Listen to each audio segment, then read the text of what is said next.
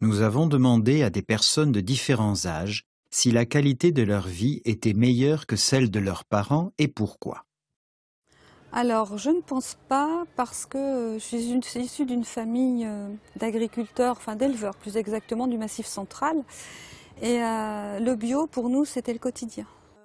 Céline a 45 ans et vit à Paris. Selon elle, il n'y a pas une grande différence entre sa génération et celle de sa mère.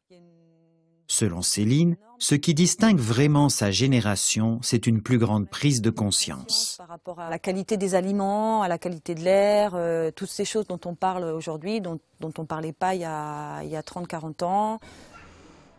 Anne, 20 ans, pense que son style de vie est très similaire à celui de ses parents. Pourquoi ? Parce que nous, on vit dans un très bel appartement, on arrive à bien manger, on vit bien, mais c'est les parents qui nous ont un peu aidés aussi, donc voilà, elle est pas aussi bien, mais elle s'en rapproche. Donc. À propos du changement climatique, nous avons demandé aux interviewés si les risques dont nous parlons aujourd'hui sont une invention des médias ou s'ils sont réels. Ah non, ils sont bien réels. Non, je pense qu'on n'en sait même pas encore, en fait, la moitié. C'est réel. C'est réel, mais voilà, après... Jérôme, 30 ans, viticulteur dans la région du Mont-Saint-Michel, n'a aucun doute. Le changement climatique influence la production de ses vignobles. C'est une réalité. Alain, 63 ans, n'a pas de doute non plus. Il se souvient parfaitement que pendant son enfance, les hivers étaient beaucoup plus froids.